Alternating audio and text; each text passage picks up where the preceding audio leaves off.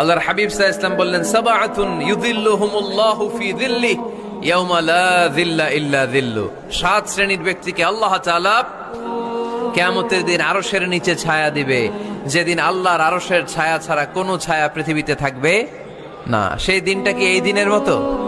কিয়ামতের দিনটা আজকের এই দিনের মতো হবে? 50,000 বছর হবে। এটা লেন্থ, এটা ডিউরেশন।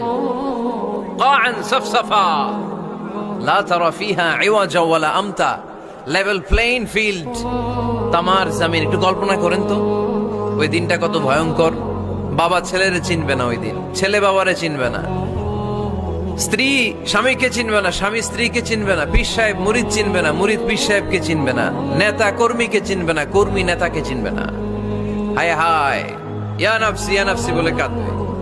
সূর্যটা মাথার কাছে চলে আসবে, সূর্যের তাপে মাথার মগজগুলো